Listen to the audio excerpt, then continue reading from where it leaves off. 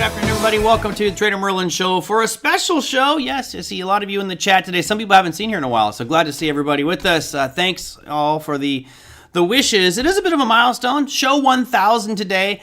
If I had time, I was hoping I had 15 different guests on today, but I was reflecting back over the weekend. And I looked back at kind of the genesis of this show, where it was, the origins of it, and how it came to be. And there's been many people along the way that have helped, supported, pushed, influenced, and been on this program many, many times. And I was thinking about, who do I want to have on the program? And then I went through to my thumbnails, because of course, when I started taking this over for myself and took it away from TJ took it upon himself to do the most. He would pause the show at the worst possible facial expression I could possibly have, and he would use that as the thumbnail, which didn't do any good to the program. So I started using thumbnails and being a bit more creative. And when I started this show, it was kind of the double whammy of COVID and, of course, the issues that happened with Online Trading Academy. And, of course, that is, we'll just move past that. When that happened, they stopped doing power trading radio because they were worried about compliance. They were worried about I or my guests may say something that could further damage their case against the Federal Trade Commission. So I said, I'm not going to miss one day. Literally, the day they said they're stopping power trading radio, I came home, set up a home studio, which was very cryptic at the time. Thank you for those that have been there since day one. But I went back to look at some of the marketing materials, and I thought it was somewhat interesting. I looked back, and I had found this graphic. So I repurposed this graphic for today. This is when we were all just terrified of COVID. Of course, Larry and I did not want to wear our masks at this point. But we took a picture in our upstairs studio, and I spliced it together and had us both pointing. And I thought, this is kind of perfect for the show today. Loved it. It was a good one. Show number 1,000. I think Larry, I don't think he was on the first show, but he definitely was in the first 10 or 15 shows for Trader Merlin. So I thought, why not bring him back on the program today? So here is Dr. Larry Jacobson. Help me kibitz about the last 4 years. It's been over 4 years. True. Hey, Merlin, first off, congratulations. 1,000 shows is a milestone. Seriously, I know that you had this vision. You didn't want to stop. And you and I actually did one of the very first Trader Merlins in the hazmat suits. Remember that? That's my thumbnail for today. That's actually from that. That's perfect why I did it. Yep. We did it. We decided we had that big, Perel dispenser sitting between the two of us. And, yeah. No, I think it's fantastic. And what other thing we kind of mark as a tradition each year is our election shows. And so you and I started doing this way back with Hillary versus Trump. And now here we are on our third run. So that means you and I have been kind of doing this now, God, for almost 12 years, buddy. Yeah. This is crazy. This has been 10. And then I did, this has been 4, and I've done 10 years of power trading radio, so it's going on 15 years of doing a live show almost every single day. Kind of crazy. Later on, maybe guys, I'll tell you the origins of how the power trading radio came to be. It was kind of a funny way that all started, but we won't waste our time. Larry Les says, please tell Larry that I watch the recordings of his weekly focus every week, even when my name is not mentioned. That's great. Awesome. We'll mention your name here today, Les. Hope you're doing good down in Cape Canaveral. And lucky you, because of what's going on with Elon Musk in California. I don't know if you guys saw this, but California said no more launches for Elon Musk out of Vandenberg Air Force Base. So maybe you'll get more of his stuff out of Florida. Wouldn't surprise me to see Elon move all businesses out of California, and rightfully so. Let's go back 4 years. Let's go back in time a little bit and kind of... I wasn't quite sure what I wanted to do on today's show, but obviously we've seen a lot of changes, a lot of things happen over the past 4 years. We've come from a situation where you're on lockdown, you can't leave your house, it's imminent death if you get COVID was kind of what it sounded like. And here we are back today, and the only people that wear masks are the ones that are just really, really concerned or maybe have an autoimmune disease and just kind of protecting themselves, but we're kind of back to normal. So I would say, Larry, let's start with kind of looking back the last 4 years. What are some of your big takeaways and things that stood out for you? Toilet paper. Toilet paper. They were hoarding it again. They're going to look back in the history books and they're going to say, what was the deal with toilet paper in 2020? But really, if you think about it, we're kind of, even though it's 4 years later, there's still this kind of obtuseness of what's going to happen next with the economy. All of a sudden, we were right in the beginning of the printing press. Now we're really deep into the printing press. And the big issue we have to look at is, and I kind of share with you 5 things that really stand out to me looking over these last 4 years. And when you called me about this show, you said, what lessons could we have learned? So I'm going to throw these four out there to the audience, and you and I can kind of talk about them. But number one, again, is infrastructure. So there were big plans that we were going to have great infrastructure, rebuild America, do all these different things.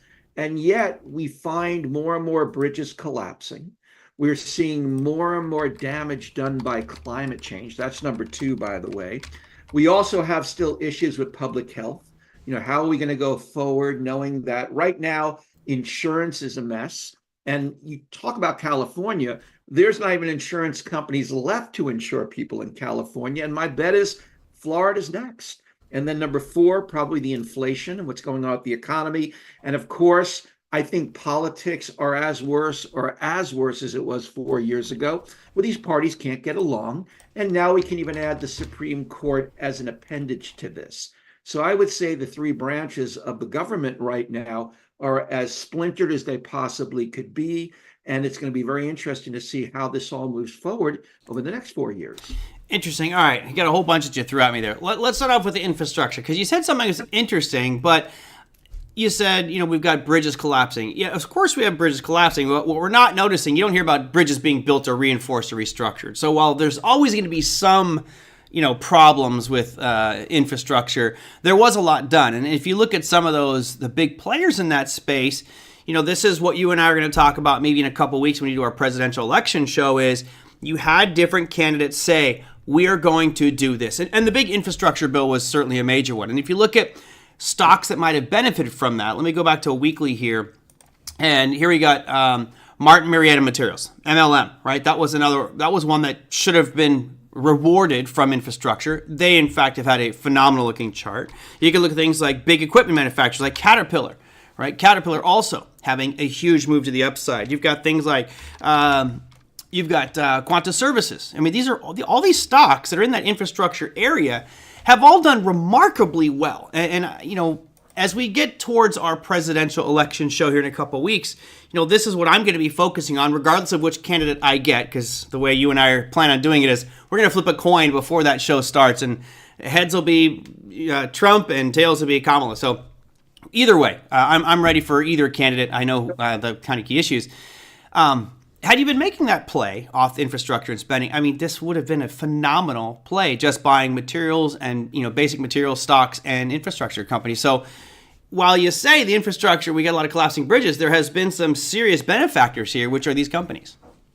No, absolutely. And companies are benefacting. In fact, I showed you a chart. If I know we don't can bring it up, or what if we could, if you go back, the only year that I saw on corporate profits, kind of looking back from 2000 to today, was 2008. Since then, corporate profits continue to go through the ceiling. It's the fleecing of America. Yeah. And unfortunately, you've got big companies making lots of money.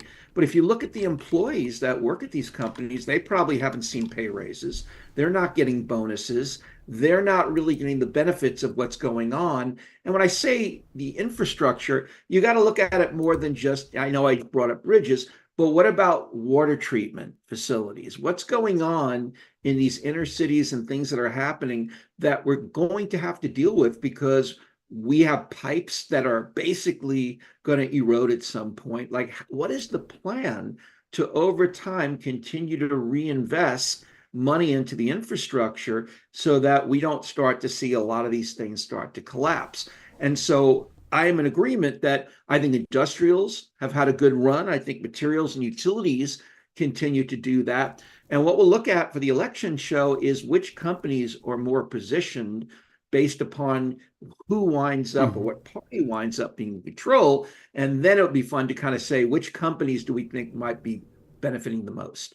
And so I'll give you an example. Like you and I talked about 4 years ago, I remember Solar Edge. And that was one that we kind of looked at thinking, Biden was going to be all about solar. And it did really well. But if you look at it today, you wouldn't touch it. So again, it's going to be interesting. And when I see infrastructure, it's about what's happening and how are cities managing these things, states managing. And now with insurance being what it is, and you're hearing every other day that FEMA's running out of money, what's going to happen next? And I just don't see us being able to infinitely keep going back to the printing press and pressing money constantly because at some point it's just going to devalue. So how do we address that? But Larry, we've printed, $17 trillion worth of money. We've flooded the economy with money supply. Our markets are at all-time highs. Economic data looks stable. Unemployment is only 4.2%. Our inflation is down to right around, let's say, 2.4, 2.5%. So all the metrics, except maybe, I guess GDP is kind of run a little bit low, but everything looks good. So, and I'm playing devil's advocate here. Like, if we look at this, what was done, the devaluation of the dollar by the printing and printing and printing, and that textbook-wise should have caused a horrible situation, a miserable situation of hyperinflation and maybe the next Zimbabwe. It hasn't happened. So what's the penalty here? What's the to stop these government officials and central banks from printing another 17 or 20 or $100 trillion just to spike this market up again if there's been no repercussions from it? Right. And that's the key. It's like we don't know when, but you've had Bill Addis on several times. And we've seen the situation where the Federal Reserve, being an independent corporate entity, running at a loss for the first time ever as the Federal Reserve. And now here we are saying we may not have more people pumping money into the US, yet we've got a lot of debt out there. How are we going to continue to meet our debt obligations?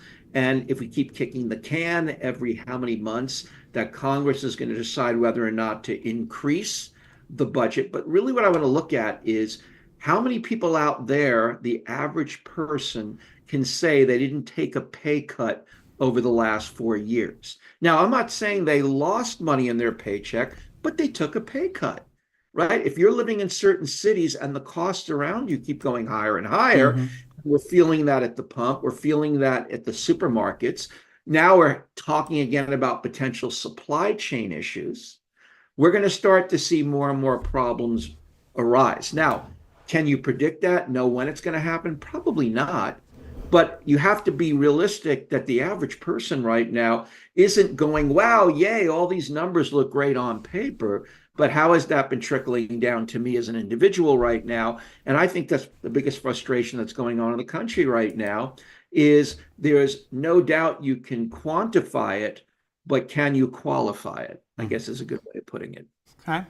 Well, I think that soap opera is going to continue. And again, we'll talk about this. I think Larry and I, probably the tail end of the month could be a great Halloween show just because of the spookiness of this upcoming election. But we will do, again, an election show which breaks down, and the reason I'm waiting kind of closer to the election, I know some of you probably already mailed in your ballots. That's totally fine. We're not trying to sway anyone's opinion here. It will be zero pressure in any way, shape, or form.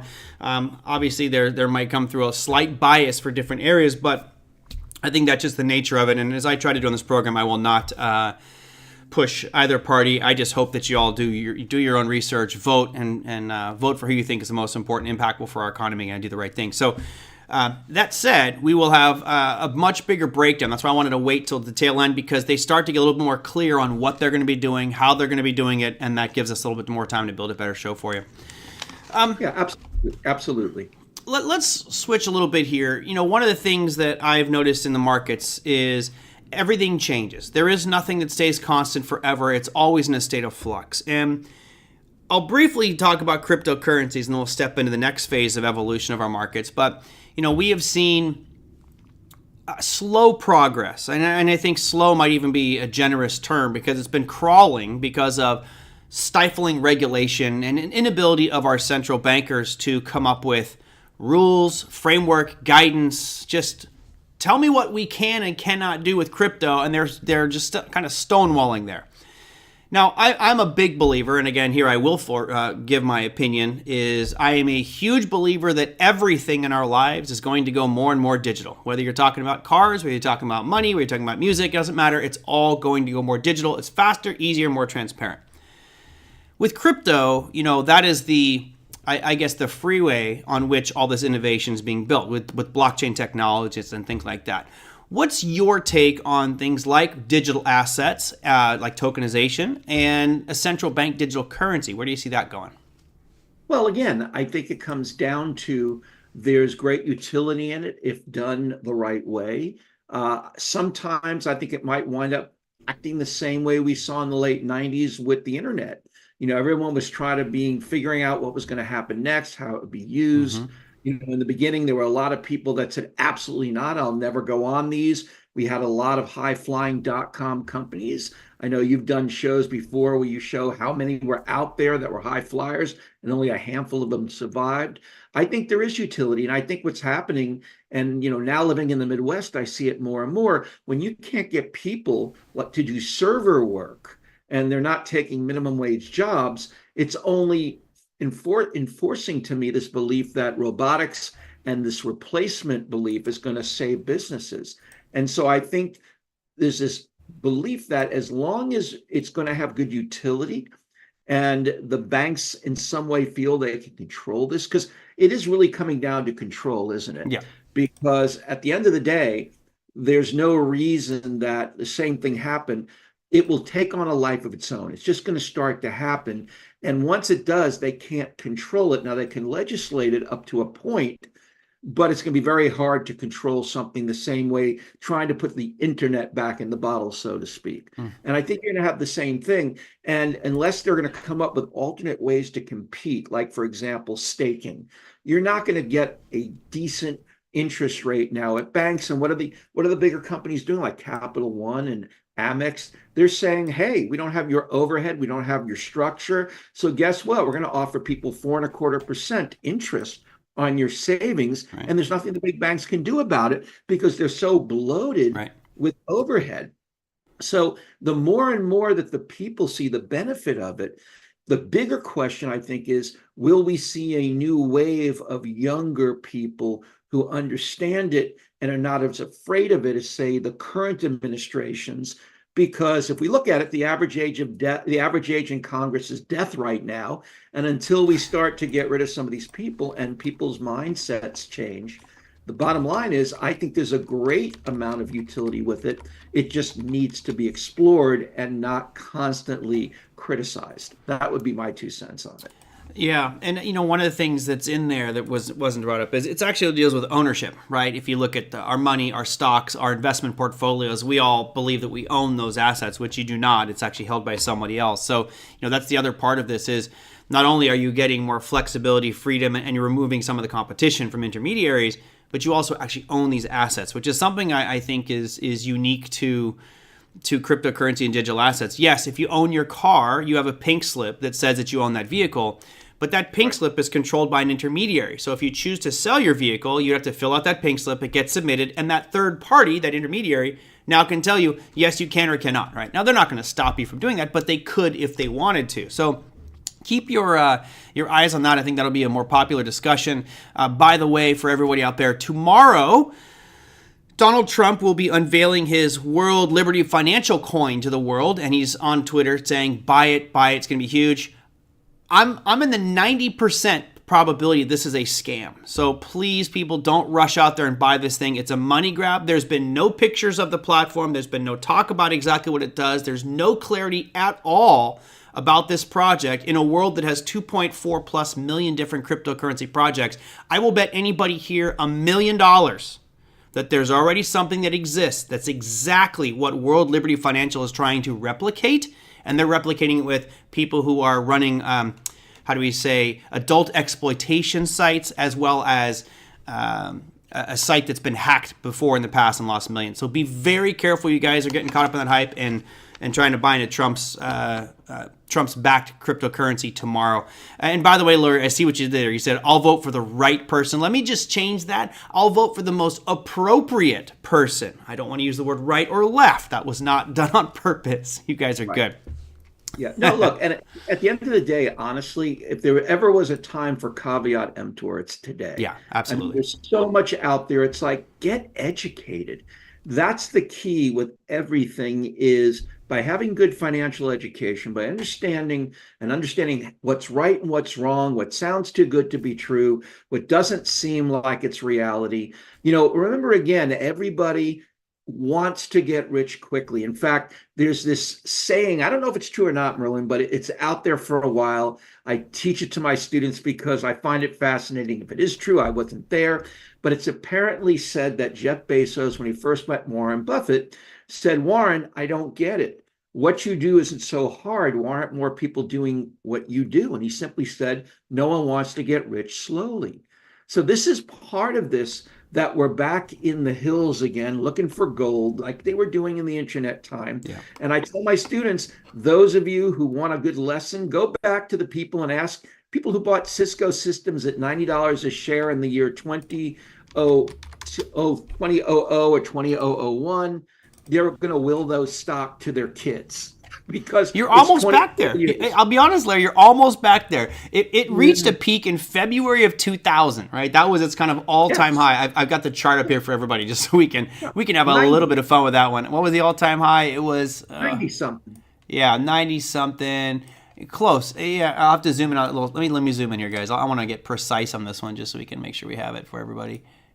Yeah, it looks like 81.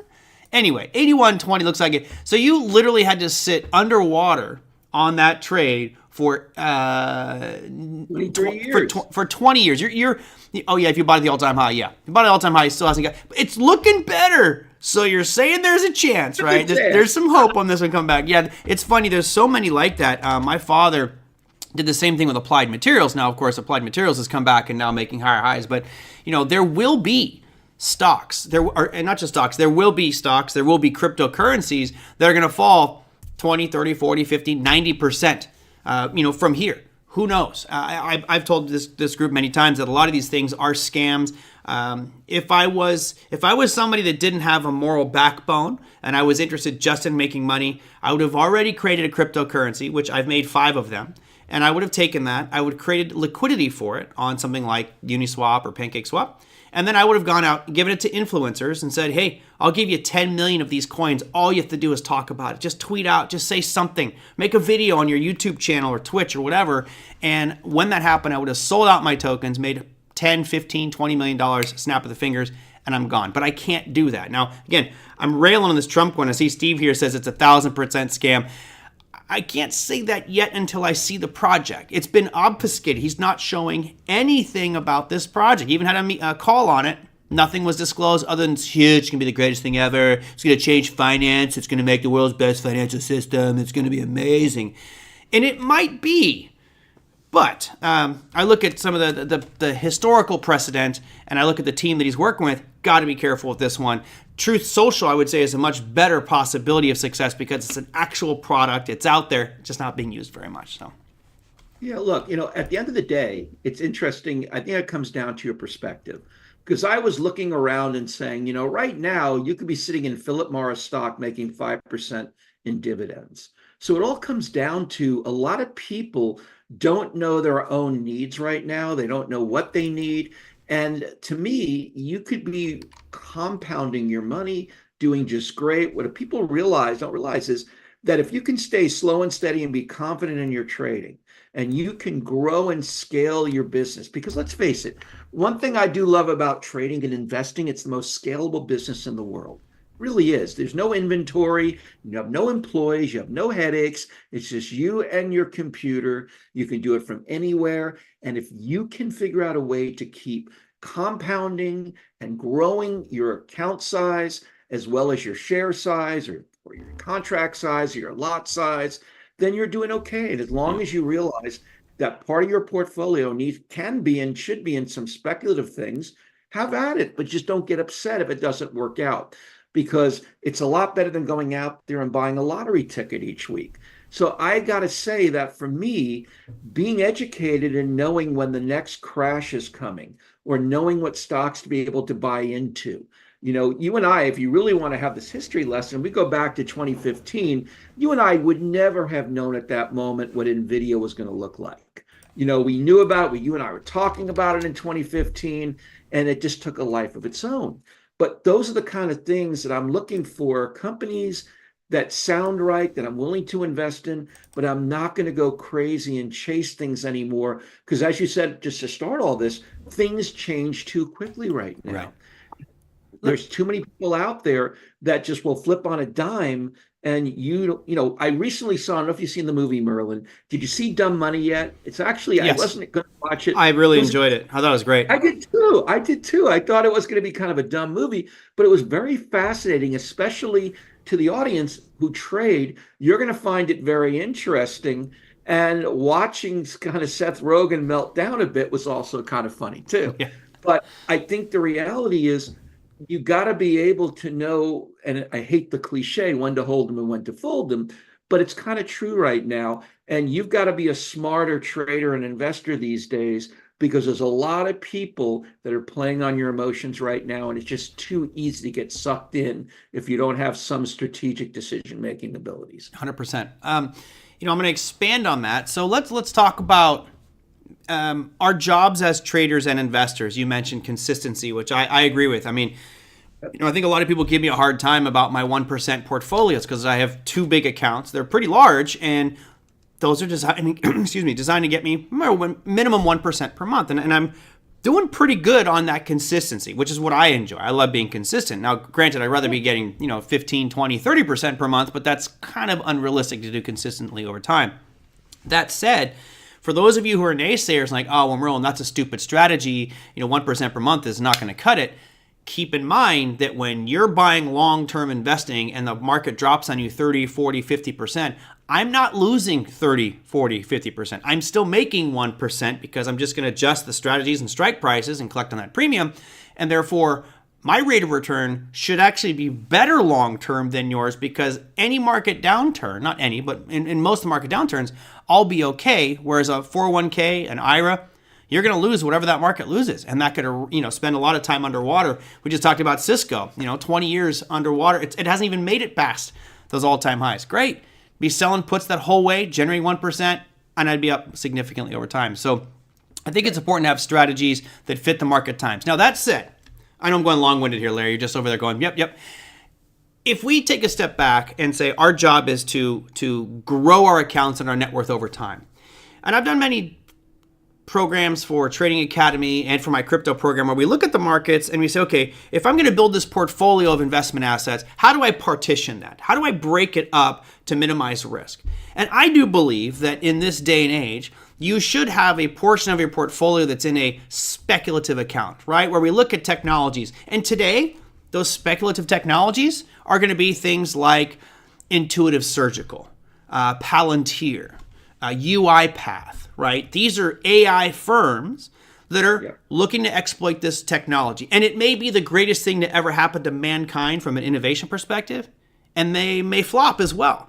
So I guess my question to you is, how do you approach looking forward, future thinking, where people say, no, this is a scam, and do the research to find the right investments? And when you do, what are the limits on your portfolio? Like, do you have a small amount that you can do it, or you do the whole thing in AI stocks and just roll the dice and go for it?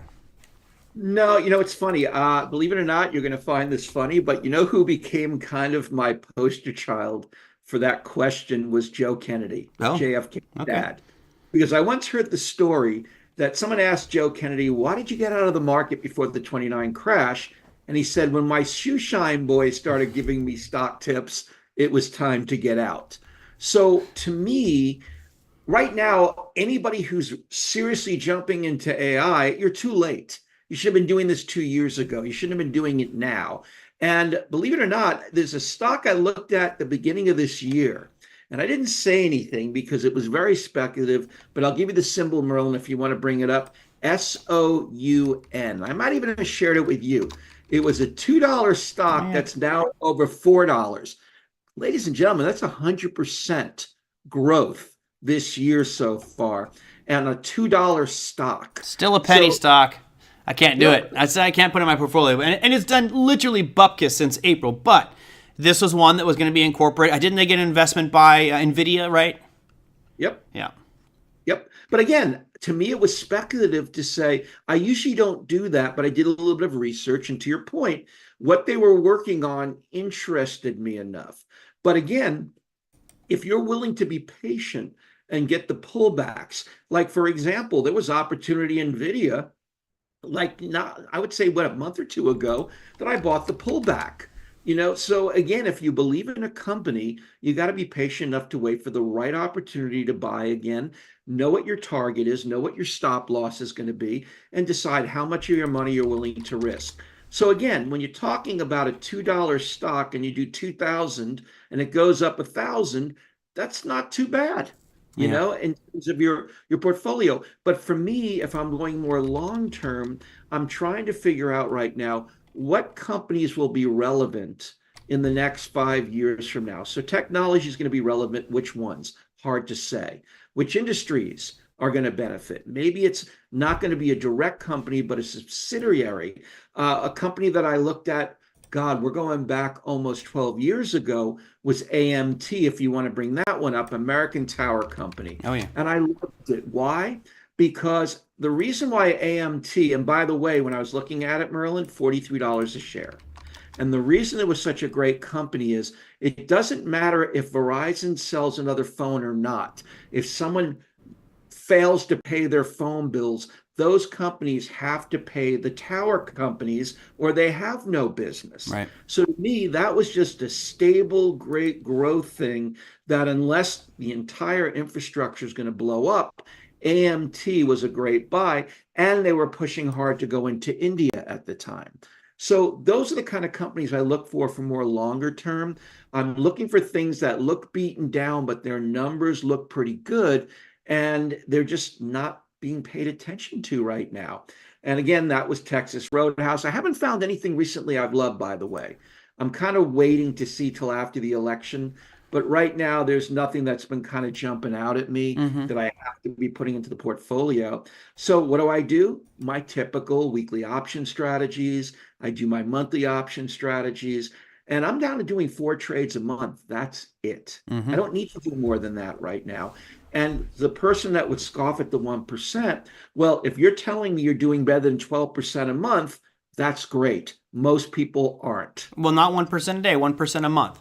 1% That's my a month. point. Well, you said 12% a month, and I was like, okay, that's not. Sorry, 12% a year. Yeah. I'm sorry, I meant to say 12% on average, consistent compounding. Yes. And remember, Larry, most of the models that you'll talk to any financial advisor, they're built off an 8% estimate year-over-year rate of return. So when you look at those models, it's like, 8%, and a lot of them don't achieve that 8% because they're actually taking fees out, so you get less than 8%.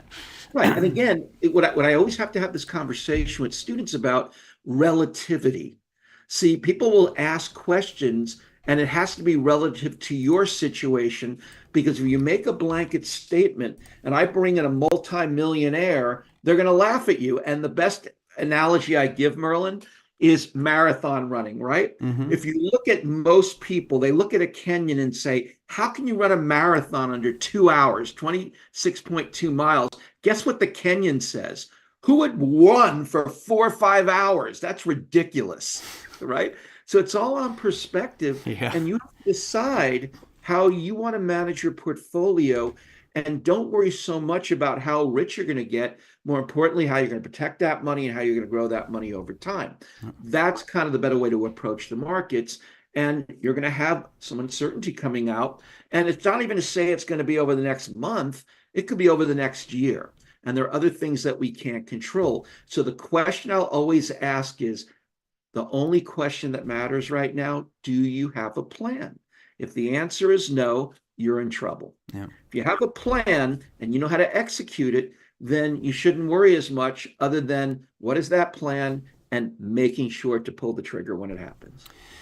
Interesting. I'm going to go to this question here from Lisa. It says, is sound going to be the next NVIDIA? I can say with very good certainty, absolutely not. Not a chance in hell. And here's why. NVIDIA is the brain. NVIDIA is the one making the brains. It's the chipsets that are driving all the AI models.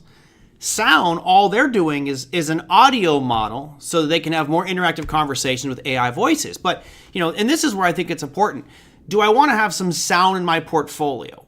Personally, I'm going to say no. And the reason is that sound is AI voices. There are hundreds of companies out there right now that are building large language models of AI voices that sound almost humanoid. So I think at some point you're going to have extreme competition for this, and a lot of free sites and services that you can get. For a lot of the AI videos I'm going to be building for you, that you'll be seeing here soon, they're using AI voices that you would be hard-pressed to distinguish from a human being. And it's not using sound, it's using other models. So I think over time that might diminish. Now, someone mentioned C3 or AI. So let's go to AI here. Now this it's had a pretty ugly chart recently, that's for sure. It was up over $50. Now you're down at 27, so it's 50% off.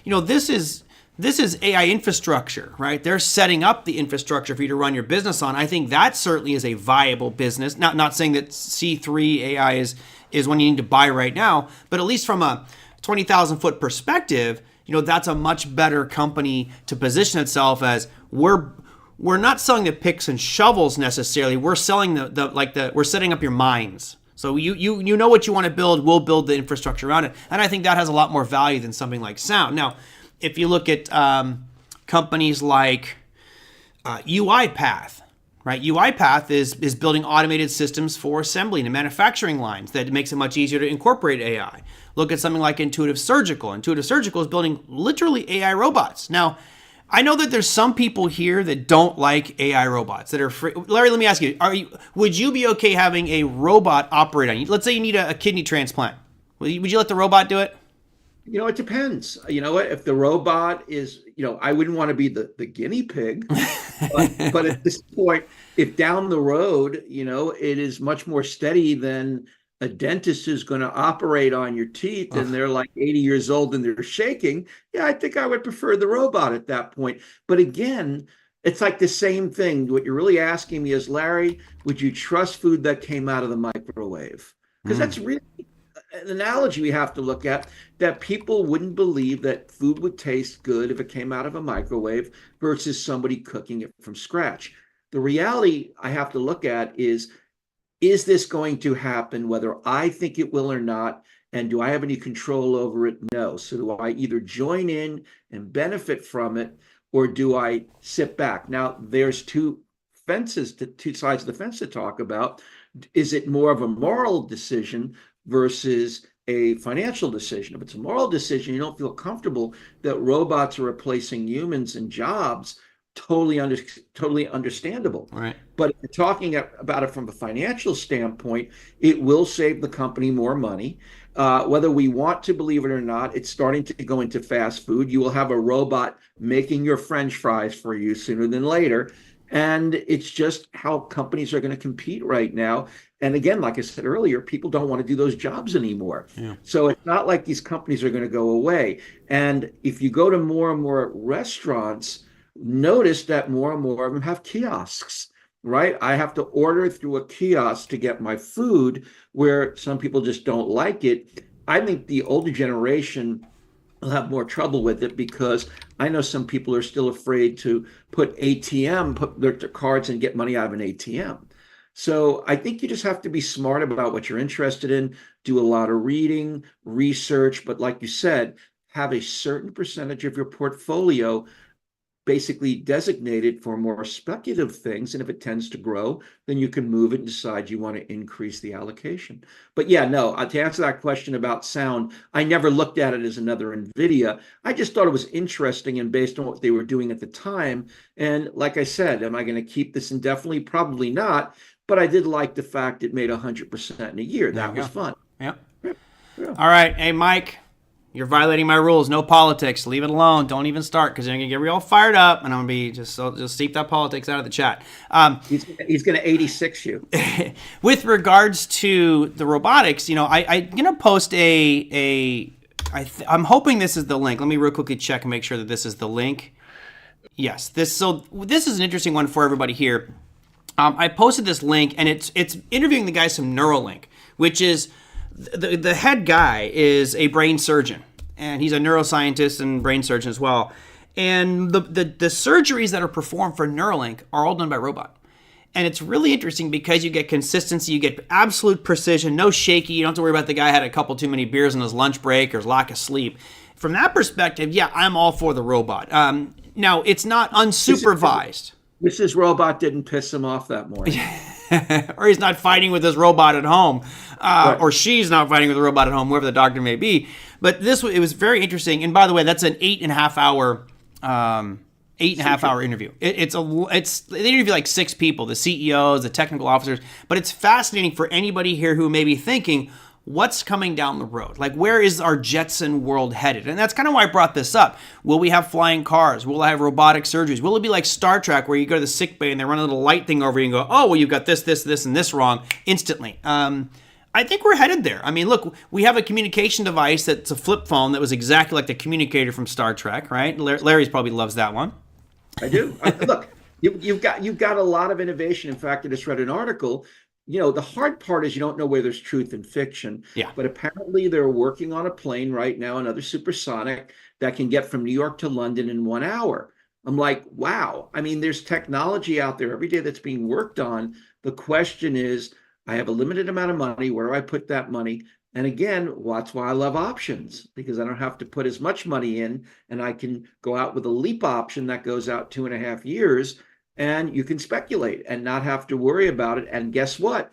I could sell other types of options against that leap and reduce my cost basis even further. So there's a lot of very interesting things out there right now. The problem is, how do you decide which is which? And some of it's going to be very tough because we can't trust anything we read anymore. We have to do multiple sources of research. Yeah, absolutely. I think you always got to do your research. And again, I've mentioned this every time. Anybody, anywhere, anytime anybody, anywhere says anything, that's a lot of A's, and recommends anything, you can always do your own research. I remember a few years back, somebody was telling me, it was that C3 AI, like, dude, it's the greatest thing ever. You got to buy it. I'm like, well, all right. And you look at the chart, it doesn't look very good right now. This may be one that gets back on its feet and moves up. I see Oliver was asking about Micron Technologies. Yeah, I like Micron. Micron's one of the big firms. They've definitely got their hooks in that AI space and chip making. And, it's about being comfortable and knowing how much risk you're willing to take. So if you buy into something that you go, oh, well, this seems risky, or I'm not quite sure, then you add a small little piece, which is kind of why I was making that question earlier to you, Larry, of, what percentage do you put into that speculative one, where you look at something and go, I'm like you, 5%. I don't put very much in there because it's my risk bucket. Yeah. And I'm okay. Really, really, the better question is, ask yourselves how much money you can afford to lose. Go in there with, if it makes money, that's fantastic, but I'm probably going to lose more money than I'm going to make in the beginning. And how long do I want to hold on? And, that's what people that started off in Bitcoin that did really well did. All of us could look back in a rearview mirror and say, God, if I could have bought Bitcoin for $1 back then, we'd all be sitting pretty. But that's why certain people are more apt to do things, because they're willing to take those risks. Well, I was lucky enough to kind of been a little bit earlier on. Obviously, I wasn't there in 2009. If it was, I would have, if you bought like $1 worth of Bitcoin in 2009, you're probably worth about $15-20 million today for $1. Pretty incredible. But anyway, that's all the past. And, as we look at these markets evolve, we look at the discovery of new technologies and new purposes, whether that's AI or cryptocurrency, stable coins, alternative marketplaces, decentralized world. I think there's plenty of opportunity out there. And what's your take on, I already mentioned cryptocurrency, digital assets, but I'm a big Bitcoin fan. What, in your objective, because you're a Warren Buffett fan, Buffett doesn't like Bitcoin. Charlie Munger says it's it's like trading freshly harvested baby brains, is a direct quote from Charlie Munger. Rest in peace, Mr. Munger. Are you that bitter cynic that thinks that this is just the devil's traded asset, or do you actually see big potential in it? I see potential in it because, look, the difference between a buffer and a Munger is they're into tangibility. So if there's nothing tangible yet with it, then they wouldn't touch it. But the same thing, Warren admitted he blew it with Amazon because it was an idea that grew into something. So, Buffett's not always the quickest to the party on things. But what I admire about Warren Buffett is he buys cheap. He knows when to get in. He doesn't listen to the crowd mentality, and he invests hard. I mean, I once heard an interview that, Charlie Munger once said, we weren't that smart. If we missed out 5 or 6 of these opportunities, we'd be like everybody else. But what they did was, Charlie Munger was not into diversification. He's like, when you find that thing, you back up the truck. And they were making millions of dollars in dividends while they were holding it. And I mean, if you think about the NVIDIA number that you and I talked about all those years ago with the previous splits, think about it from a perspective of Warren Buffett. It was $39 a share, and today would be worth 7 cents a share. Unless something dramatically happens to NVIDIA, NVIDIA is not going to be worth 7 cents a share, even if there's a Ever crash. again, yeah. No. So there was a window of opportunity that the people who knew took advantage of. So this is where you've got to look at yourself and say, really look and say, who are you as a trader and investor? And how do you want to live your life, not with regret, but with humble appreciation, and continue to get educated to do the things that you want to do in the way you want to do it. Because what I really look at more than anything else about trading and investing, Merlin, it's not the money, it's the freedom. Yeah. I mean, isn't that really what we love about trading and investing, is the freedom it provides? And that to me is really what I think people should aspire to, is can I find this freedom that I'm looking for that allows me to make decisions without having to go in and report to a boss, or if there is another crash, how likely is your job going to stay if something more dramatic happens? And who's to say we're not going to see a crash worse than we saw in 2008? Maybe it's an 80% crash. What is that economy going to look like? Right.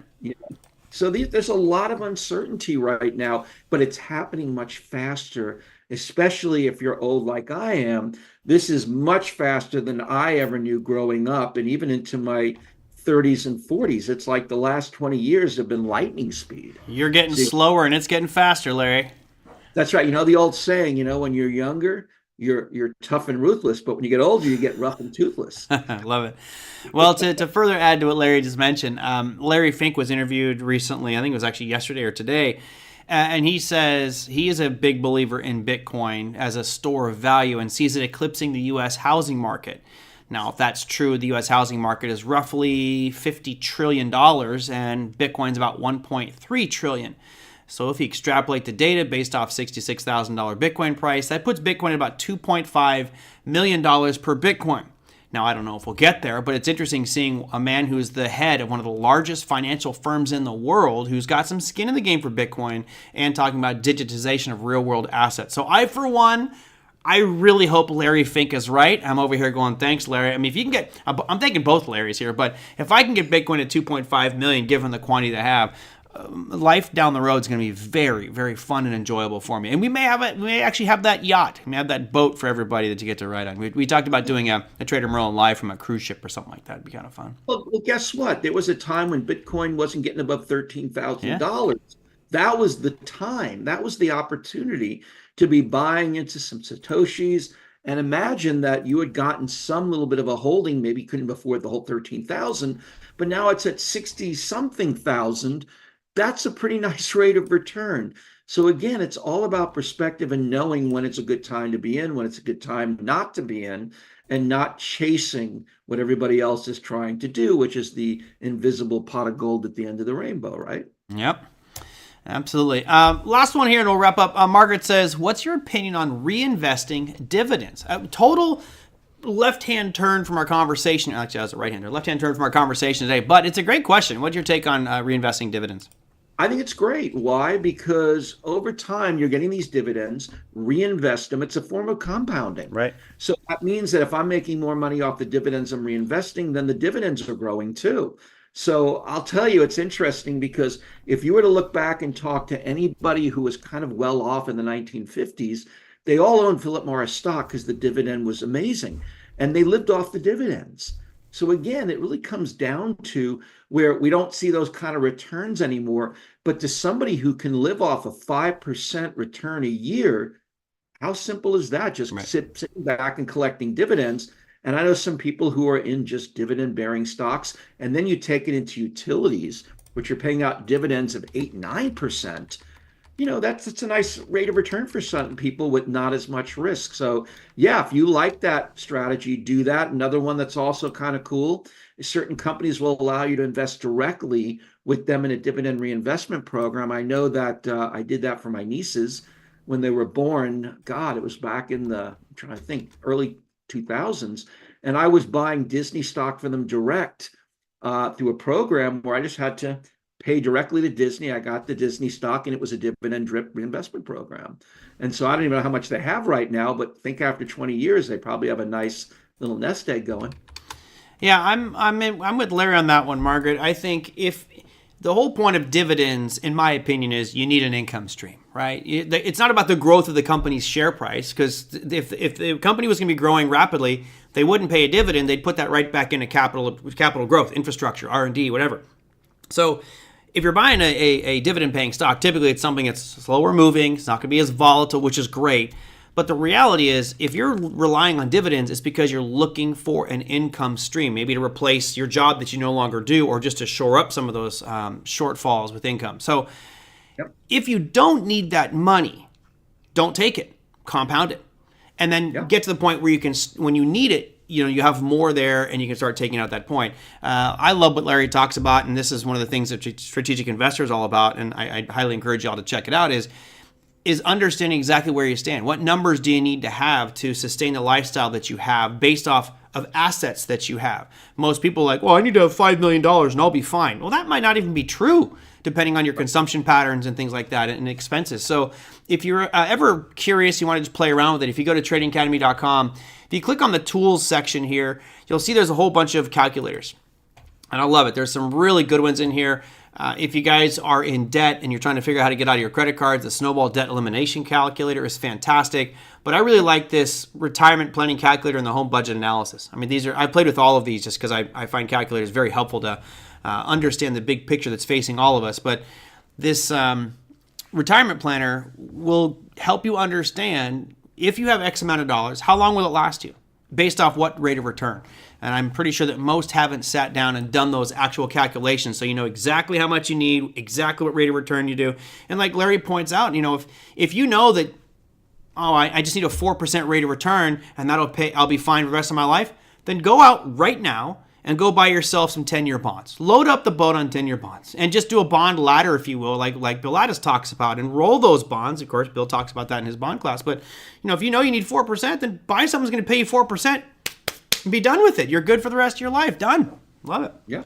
Protect your principal and don't worry about it. So that's the gamut of investing and trading right now. We're getting into new territory where, this is relatively new. If you think about it, Merlin, the people like ourselves have only been able to do this for a little over 20 years. Yeah. The stock market's been around for a much longer period of time, but it's still relative infancy for us in terms of having the ability to go directly to markets and invest our own money and bypass. And now with even being able to bypass brokers when you're talking about Treasury Direct, which I know Bill brings up, it's pretty phenomenal what can be done. And even to the point of, you think about Philip Morris, about 5%, but I can go put my money in a Capital One high yielding interest savings account making 4.25%. Mm-hmm. How much more safe does that get, unless the bank, of course, implodes? Right. So this is the problem that you have to realize. And one thing I will say about dividends is keep an eye on seeing if a company starts to lower their dividends. That's a warning sign. Yeah. You probably want to kind of get away from that company because they can no longer afford to pay out their dividends. I like a company that continues to keep being able to keep them steady enough or continue to grow their dividends over time, and their earnings are pretty consistent. They're making their earnings quarter over quarter. Absolutely. Lori said something here that made me very happy. You made me smile, Lori, and I'm happy for you. She says, but we were talking about the one getting 4% and locking it in, buying some 10-year treasuries, fine, or 10-year bonds, great. She says, but then you'd miss the fun of trading. She says, I would be happy with 4% returns, but I love trading options. That warms my heart right there. You found something you're absolutely passionate about, and it just happens to be something that can generate you an income stream and support you for the rest of your life. So that's the ultimate goal there, Lori. So congratulations on that, and glad you're happy with it. And I love all that you do for the Trading Academy community as well. You're always doing some fun stuff in there. Absolutely. And by the way, do what you love to do. Just understand that everything has risk. And if you learn how to manage that risk, and more time than not, what I found is if I can keep, like I said earlier, being a consistent trader, doing the same boring thing over and over again, loving my trading, doing it, then you can grow that account. And then all of a sudden you start to get bigger contract sizes, right, or share sizes. It starts to really get fun. Absolutely. Well, as I've mentioned before, there's been a significant change at where Larry and I are currently employed, and we are very happy with those changes. And I think you'll be seeing a lot more of Larry and I, whether we're doing YouTube videos, because we're going to do some more YouTube videos for you, back in the classroom, because I'll be back in the classroom a little bit here going forward. But Larry and I are very excited about the new opportunities, the new team put in place. So we're going to be doing a lot more for you guys. Larry, where can they find more information about you? I know you haven't taken on any new classes yet, but where can they find you if they want to come to Trading Academy? Well, I'm going to start doing a little bit more XLTs. I've been asked to kind of step in and do some more options XLTs, which excite me. I'm going to be actually teaching in Irvine in a couple of weeks. I'm teaching in Atlanta in next month. So I'm actually getting more into the classroom again, where I've been more in the background. But I get to, like Merlin said, we're going to work on a lot of new initiatives I think you guys will be really happy with. And it's an exciting time, and just have fun. Make this fun. Don't make it too serious and allow yourself to make mistakes. It's okay. Just let it go and realize that's part of trading. Yeah, and learn from it. I mean, make mistakes are great. I don't have any problem with mistakes. I want to learn from those mistakes. So you are going to be out here in Irvine. Are you going to be wearing your Halloween costume on Halloween in class? No. Oh, you chicken. Come on, Larry. Come No. on. I'm saving my Halloween costume only for your shindig. That I will wear my Halloween costume, and trust me, it will be scary. So there was I taught a class in Dallas, Texas, and I sat with the team. They needed like an emergency instructor to fill in, and I was like, first off, guys, it's my birthday that week, so you're asking a tall ask. And I said, second, it's Halloween, and I'm wearing a costume. I always wear a costume on Halloween. And they're like, well, they said, well, we really would appreciate it if you didn't. And I said, then I'm not going to teach for you. Like, if you want me to teach, I'm wearing a costume. It's what's going to happen. I won. I went to Austin, Texas, and I taught in costume all day long, and it was a lot of fun. It was a good time. Well, my costume. See, my costume is easy. I wear the same thing over and over again. It just depends if it's season 1, 2, or 3 based on my weight. That's right. It's Larry Tiberius Jacobson. He's got, and it's funny because I'm actually wearing your color. I've got the Captain Kirk mustard on today. Nice one. Yeah, for sure. John says, any plans to start a center up in Bellevue? No, right now it's just make sure we can keep everything going, right? It's about getting the wheels spinning again, getting the machine running, and getting everything back up. And then down the road, which is not going to be immediate, we'll look at expanding out and see what that looks like. But yeah, we've got a lot of stuff we got to take care of right now. It's been pretty fun. Yep. Lisa, he was James Kirk. James Kirk is what he was. All right. Well, cool, Larry. Last year was season 2. I'm kind of hanging more season 3 this year. Nice, Larry. Are you still working out? Are you losing some weight? I'm losing it, but then I seem to find it again. Oh, I'm down 12 pounds. 12. Wow. I don't know if I had 12 to lose, but I'm down 12 pounds on purpose. Don't worry, guys. There's nothing wrong. I went to the doctor. He's like, you need to slim down a little bit. So getting that 6-pack back for my Halloween costume. It's funny, you watch on Halloween. I am going to wear my Halloween costume on the show, but I cannot stand up. So I will not be standing up during the show because then, yeah, I might offend some viewers out there, but yeah. Oh boy. I'm just saying to see what the viewers think my Halloween costume is. I'm curious what the guess is. Well, you should have a contest and everybody guesses it, see? You can give him some of your Pabst Blue Ribbon 6-pack. There we go. Lisa, it's funny you should ask. It says, Merlin, your costume when you taught, what was it? Believe it or not, I was Captain Kirk. I wanted something that wasn't too bad, so I actually wore it. I went to a friend's party in Amsterdam. It was called the Depraved Despots Party, and you had to be a despot. So my dad came, and he was Juan, and his girlfriend was Evita Perón. I was Captain Kirk. My girlfriend at the time was from Star Trek as well. So yeah, I was Captain Kirk. Convenient. You should just wear that on Halloween every time. Yeah, it's real easy. You just wear sweatpants, black sweatpants. That's it. Hopefully loose, baggy. All right, Larry, thank you so much. I appreciate you coming on for the 1000th show. Thanks for your support over the years. Always appreciate you coming on. And I'm looking forward to our presidential show in 2 weeks. That's going to be a good one. Yeah, we'll have fun, guys. We're going to have some more things prepared for you. We're going to talk about some companies, some sectors. We just wanted to kind of get together and kind of do a reminiscent show. And I told Merlin, love to be on for his 1000th. Again, Merlin, I'm really proud of you. You've been doing such a great service for all the people out there who follow you, and I think it's great. Not a lot of people will do this and be as passionate about it, and you've shared some really amazing things over the years, so I thank you. Oh, well, it's always a pleasure having you on, Larry. I appreciate that. Thank you very much, and take care, my friend. I'll see you in a couple weeks. I'll see you in a week. That's right. See you soon. All right, take care. Guys. All right, guys, that was Larry Jacobson joining us today for the 1000 show. Just kind of a all-over show today. I love the graphic because this was one that was from way back when early days of the show. I would be remiss if I didn't give it a shout-out to Steve Wolf, who sent in a nice little donation there at the beginning. So thank you, Steve, for that one. I do appreciate that. Always nice to get the support from you guys. And I'm humbled and honored that I've got 1,000 shows under my belt with you guys. I know it's tough, and I know some people have left because they're probably like, oh, this gets boring, gets monotonous. But I hope that you guys can all understand the difficulty of doing a live show for roughly an hour a day. Today is an hour show. Every single day, on top of everything else that I do. And I kind of lean back sometimes and I think about it, man, that's a hell of a responsibility. It's a lot of work, but I enjoy it. And I've actually refused... I have blocked down the calendar for a Trading Academy. I said, I'm not going to stop this show. The president is actually gracious enough to say, you do that. Just get your work done outside of those hours, and that hour and a half, 2 hour window each day that you do the show, make up for it. Just get your stuff done. So they've been absolutely fantastic. They could have said, stop the show. We don't want you to do it. You're a full-time employee for ours. But they've been very good about it, and it's fun. So I apologize sometimes if it feels like it's kind of boring and redundant. Sometimes the markets are boring. Today, they were actually pretty decent. We're not going to get to any market review today, but we'll jump into market analysis tomorrow. I'll spend most of the show just going over what happened in our markets, talk about some of the trades, I'm in, and where things might be by the end of the week. I've got quite a few. Oh, my voice is going out. That's wonderful. I've got quite a few trades on. Hopefully they'll expire worthless on Friday. We'll see how those go. But there's a 1,000 show under the belt. We're going to start our Space Odyssey 1001 starting tomorrow. So thank you guys so much. If you guys want to know more about Larry, see him in action, you can contact Trading Academy. He's doing all kinds of stuff, and we'll have a presidential election show here in a couple weeks that hope to help you allocate your capital to different portfolio directions. Thank you guys so much. Have a fantastic remainder of your day. I'll see you tomorrow.